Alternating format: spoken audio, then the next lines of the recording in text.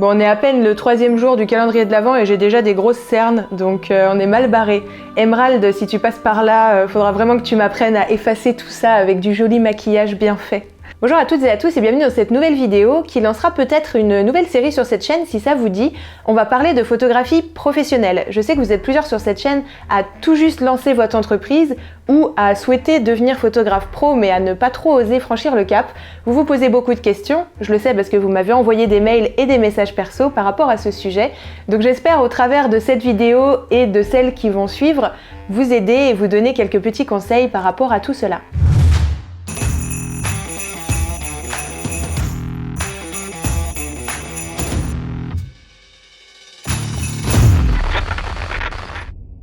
Au travers de cette vidéo, je vais vous donner 5 petits conseils pour trouver votre première clientèle. La différence entre un photographe pro et un photographe amateur, c'est que le photographe amateur fera ça uniquement à but de loisir, alors que le photographe professionnel, eh bien, il veut en faire son métier. Donc, que vous souhaitiez en faire votre métier à plein temps ou à temps partiel, il vous faudra donc des clients. Donc le premier point que je vais aborder dans cette vidéo, c'est souvent vraiment par là que tous les photographes professionnels ont commencé. Alors généralement, et comme pour toute entreprise, peu importe le domaine, vos premiers clients seront sûrement vos amis ou des amis de vos amis ou des amis de vos amis de vos amis. Tout simplement pourquoi? Parce que ça va être les seules personnes au début à savoir que vous existez et ce sera aussi les premières personnes qui seront ravies de vous soutenir dans votre projet de lancement d'entreprise. Et donc, qui pourraient être intéressés par vos services et tout simplement intéressés par vous aider à créer votre entreprise. Et ça va vraiment être important au début de votre entreprise, mais aussi par la suite pour le développement de votre entreprise parce que ça va être tout simplement ce qu'on appelle le bouche à oreille. Et donc, vous allez connaître quelqu'un qui va connaître quelqu'un qui aura besoin d'un photographe et à ce moment-là, il pensera à vous et il sera assez rassuré parce qu'il connaîtra quelqu'un qui vous connaîtra. Et en fait, c'est comme ça aussi qu'on crée la confiance et qu'on va pouvoir lancer tout ça. Donc je vous conseille aussi, si vous avez des bons amis, des proches qui vous soutiennent et qui sont motivés par votre idée de lancement d'entreprise, de leur demander de faire de même et de parler à leurs proches de vous, de votre activité, de votre entreprise. Et comme ça, en fait, ça va vraiment maximiser cet effet bouche à oreille et vous aurez beaucoup plus de chances d'avoir des clients. D'ailleurs, petite parenthèse à ce sujet, je sais que j'ai des amis à moi qui me regardent sur YouTube et encore un grand merci à vous tous parce que vraiment, ça m'a vraiment bien soutenu à mon lancement et même au final tout du long du développement de mon activité. Je sais que vous m'avez rapporté beaucoup d'amis à vous et c'est vraiment super chouette. Merci encore à tous. Un deuxième conseil pour trouver vos premiers clients, c'est un peu un dérivé du premier conseil où là on parlait des amis d'amis. Là en fait on va juste étendre encore plus. Et le but, ça va être d'informer le maximum de personnes que vous êtes photographe, que vous venez de vous lancer. Vous allez essayer de parler, de placer à tout moment dans toutes vos conversations le fait que vous êtes photographe et que vous venez de vous lancer. Tout simplement, pourquoi? Parce que plus il y aura un grand nombre de personnes au courant que vous existez, plus vous aurez de chances de tomber sur des personnes intéressées par vos services, qui auraient besoin d'un photographe, qui aimeraient votre style, etc., etc. Donc je sais pas, par exemple, vous faites la queue à la boulangerie, vous avez une petite grand-mère derrière vous qui commence à vous parler de la pluie, du beau temps, etc. Et essayez de placer subtilement dans la conversation le fait que vous venez de lancer votre activité, que vous êtes photographe. Vraiment, il va falloir faire du bruit autour de vous et que le monde sache que vous existez. Sinon, comment vous voulez que les gens soient intéressés par vos services s'ils ne savent même pas ce que vous proposez? Tout simplement pourquoi? Parce que n'importe qui un jour dans sa vie sera sûrement amené à avoir envie de photos, que ce soit à titre privé, des photos de famille, de bébé, de son chat, de n'importe quoi, ou à titre professionnel, peut-être que le patron de la personne que vous allez croiser recherche un photographe et que la personne l'entendra un jour dans une discussion et du coup, pensera à vous parce que elle vous a croisé la semaine avant et que vous lui avez parlé de votre activité. Donc là, ça va vraiment être le conseil de pas harceler les gens en leur disant deviens mon client, mais simplement d'informer au cours de la conversation un maximum de personnes que vous êtes photographe, que vous venez de vous lancer, de donner le secteur d'activité, je ne sais pas si vous faites de la famille, du mariage, de l'entreprise, de votre secteur, votre ville, etc. pour qu'à tout moment, la personne que vous avez croisée la semaine dernière ou quoi, si elle pense photographe, elle pensera à vous. Lorsque vous rencontrez des gens, une bonne manière, parce que c'est bien sympa de leur dire vous êtes photographe, mais après il faut qu'ils se rappellent de vous et qu'ils soient en mesure de vous contacter si un jour ils pensent à ça, ça va être soit de laisser des flyers, des cartes de visite, mais moi c'est vrai que j'ai tendance aujourd'hui à utiliser une façon un peu plus moderne de faire en sorte qu'on se rappelle de moi, c'est que aussitôt je sors mon téléphone, et je demande à la personne de sortir son téléphone et je lui dis ah bah vous pouvez, j'ai pas de carte de visite, mais vous pouvez par contre vous abonner à mon Instagram, à mon Facebook, et puis vous verrez toutes les nouveautés. Et ça en fait ça permet que plutôt que la carte de visite soit perdue dans un portefeuille ou mise à la poubelle en arrivant, la personne, si elle s'est aussitôt abonnée à vous pendant votre conversation, eh bien elle sera susceptible de recevoir des notifications lorsque vous postez des choses et de voilà très régulièrement voir passer sur ses réseaux sociaux votre contenu, et donc de se rappeler chaque jour que vous existez dans un coin de cette petite planète, et le jour où elle aura besoin d'un photographe, elle pensera naturellement à vous. Donc petit résumé de ce point 2, c'est tout simplement la logique qui veut que plus un grand nombre de personnes sera informé de votre existence et de l'existence de votre entreprise, plus vous aurez de chances que parmi tous ces gens-là, il y ait des gens intéressés pour vous prendre des prestations et devenir donc vos clients. Alors, troisième conseil pour trouver vos premiers clients, une fois qu'on est passé par toutes les personnes de notre entourage pour promouvoir notre entreprise, vous allez aussi pouvoir utiliser des plateformes en ligne qui sont faites pour ça. Vous avez par exemple sur Le Bon Coin possibilité de vous créer un compte professionnel et de proposer des prestations de services dans votre région. Donc, je tiens quand même à signaler que c'est pas une méthode qui marche systématiquement, ça va dépendre aussi de la clientèle que vous visez, de vos prix, etc. Mais quand on débute, souvent on n'est pas extrêmement cher, donc ça peut être un bon moyen supplémentaire de communication. Le but sera toujours de toute façon de multiplier tous les moyens de communication dans un premier temps pour voir après ce qui marche pas, etc. Mais je sais que voilà, personnellement, Le Bon Coin, ça m'a rapporté quelques clients au début, à mon lancement, et ça m'a pas mal aidé. En revanche, petite anecdote quand même par rapport à tout ça, pour vous mettre aussi, ne pas que vous vous affoliez si vous faites ça et que vous avez des demandes bizarres. Par Le Bon Coin, on a vraiment tout le monde qui est potentiel d'y aller, et aussi des gens très bizarres qui vous demanderont des prestations étranges et un peu louches. Il ne faudra pas hésiter non plus à dire non et pas trop vous inquiéter si vous n'avez pas forcément des bonnes propositions via cette plateforme au départ. Ce sera à vous de trier les bonnes demandes, les demandes extrêmement louches que vous ne voudrez pas faire. Mais voilà, ça peut être un moyen supplémentaire de vous faire connaître. Le seul petit conseil pour que ça fonctionne un minimum, ce genre de truc, c'est qu'il faut poster vos annonces très régulièrement. Enfin, postez votre annonce le lundi, supprimez-la le mercredi et repostez-la le vendredi soir, le samedi matin. En fait, il faut vraiment spammer les annonces pour être visible sur ce genre de plateforme.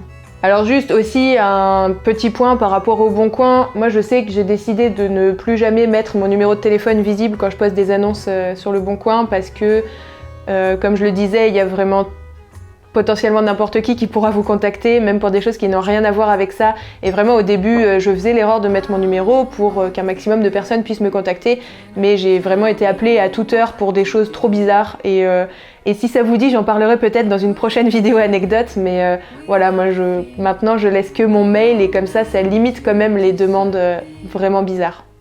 Donc le quatrième conseil pour trouver vos premiers clients, et même tous vos clients par la suite, parce que tout ce que je dis là c'est dans le but de vous trouver vos premiers clients, mais après ça peut fonctionner aussi par la suite, ça va être tout ce qui est partenariat. C'est vraiment quelque chose qui vous apportera, en l'occurrence là ça va brasser un moins vaste public et ça vous permettra d'avoir des clients potentiellement déjà vraiment intéressés par vos services, et une clientèle plus qualifiée qui vous apportera des prestations aussi plus intéressantes. Donc par exemple, si vous faites de la grossesse, de la naissance, etc., essayez de vous renseigner sur des sages-femmes qui seraient installées en libéral pas loin de chez vous, qui pourraient être intéressées. Vous déposez des petits flyers, vous lui dites ce que vous faites, vous la rencontrez, vous créez un lien avec cette personne, et du coup, si un jour elle entend parler d'une future maman qui aimerait beaucoup des photos de sa grossesse ou de son futur bébé, etc., et bien naturellement, elle pensera à vous conseiller. Donc instaurer des partenariats, ça peut vraiment être intéressant. Un autre exemple, si vous faites du mariage, vous pouvez essayer de rencontrer d'autres prestataires du monde du mariage, comme des châteaux, des wedding planners, etc.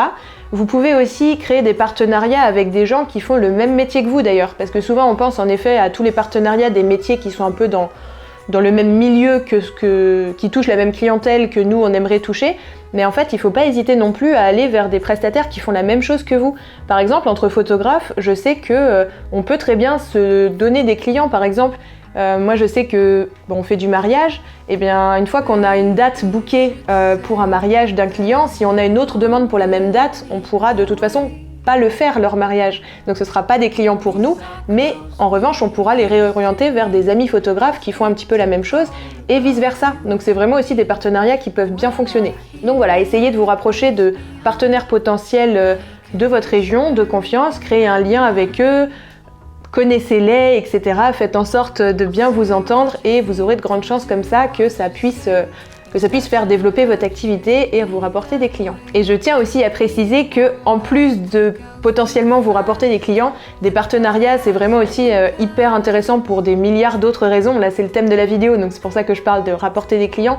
Mais bien sûr, créer des liens avec d'autres photographes de votre région ou des métiers annexes à votre secteur d'activité, c'est vraiment super intéressant. Ça vous permettra, vous, de vous améliorer, d'échanger, d'avoir des conseils, etc. et d'apporter aussi des conseils aux autres. Donc voilà, le partage, les échanges, c'est toujours très enrichissant à tous les niveaux, donc ne vous en privez pas. Donc le 5e et dernier point qu'on va aborder aujourd'hui pour trouver vos premiers clients, ça va être encore une fois dans la continuité d'informer le monde entier que vous existez. Et pour cela, quand même, en 2019, on ne peut pas ne pas parler des réseaux sociaux. Donc vous avez notamment Instagram et Facebook qui sont assez fonctionnels pour trouver vos clients. Le but, ça va être d'être très actif par contre sur ces médias-là pour que ce soit efficace, parce que vous savez bien que quand on poste quelque chose, tout le monde ne le voit pas, hein. Donc il va falloir vraiment être hyper actif sur les réseaux sociaux pour que ça fonctionne, surtout au départ, le temps que vous construisiez un petit peu une communauté. L'avantage des réseaux sociaux, c'est que ça va fonctionner un petit peu comme le bouche à oreille, donc pas aussi efficacement, mais quand même, c'est que vous allez pouvoir poster quelque chose qui va être partagé par un de vos amis, et comme ça vous allez pouvoir toucher les amis de vos amis et les amis d'amis de vos amis.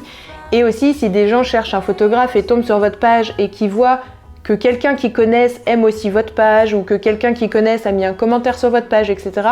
Donc ça va un petit peu booster aussi ce côté bouche à oreille, et ça peut vraiment être utile. Ce qu'il va falloir aussi sur ce genre de choses, c'est que pour avoir une certaine crédibilité aux yeux d'un client potentiel qui tomberait sur votre page Facebook ou votre Instagram, c'est qu'il va falloir essayer d'avoir un assez grand nombre d'abonnés assez rapidement pour être crédible à leurs yeux. Et ça, c'est pas toujours évident aujourd'hui avec toute la concurrence sur les réseaux, etc. Donc faites marcher encore une fois pour ce point-là vos amis, vos connaissances, les amis de vos amis, pour créer rapidement une petite communauté sur votre Facebook et votre Instagram et vous donner un petit peu le poids comme ça et la crédibilité. Point méga important, toujours à ce sujet, notamment sur Facebook, c'est vraiment de demander les avis. Je sais pas, vous avez sûrement photographié des amis, votre famille ou quoi pour commencer, créer votre book et tout. Demandez-leur absolument et insistez jusqu'à ce qu'ils le fassent, demandez-leur des avis. Parce que du coup, si vous avez une page Facebook avec beaucoup d'avis positifs, ça va vraiment aussi rassurer un client potentiel qui tomberait sur votre page, et ça peut un petit peu compenser le fait qu'au début, vous n'aurez pas 2000 abonnés sur votre page. Et même je dis au début, mais même nous en fait on n'a pas 2000 abonnés sur nos réseaux sociaux, abonnez-vous. Donc voilà, les réseaux sociaux c'est quand même super important pour créer une nouvelle clientèle, mais aussi pour fidéliser un début de clientèle que vous aurez, voilà, leur rappeler régulièrement par des petits posts que vous existez et faire en sorte qu'ils aient toujours à l'esprit le fait que vous soyez par là. Voilà, donc on arrive à la conclusion de cette vidéo. Ça a été assez, franchement ça a été super dur pour moi d'essayer de rendre tout ça hyper concis tout en étant assez détaillé. Si vous avez des questions par rapport à des points que j'ai abordés, que vous voulez un peu plus d'infos, un peu plus de conseils, ça continue en commentaire. Sinon j'aurais étalé et la vidéo aurait fait 3 heures et Chris aurait pété un câble au montage accessoirement.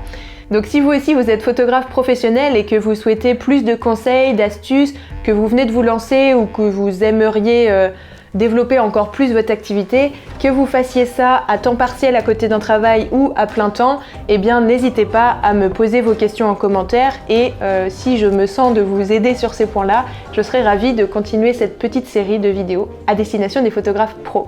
Donc comme d'habitude, si vous pensez que cette vidéo a été intéressante, n'hésitez pas à mettre un petit pouce en l'air, à vous abonner si vous voulez voir la suite des vidéos et n'oubliez pas qu'en ce moment on est sur le calendrier de l'Avent 2019, donc une vidéo par jour tous les matins à 7h du 1er décembre au 24 décembre et donc je vous dis à demain pour une prochaine vidéo.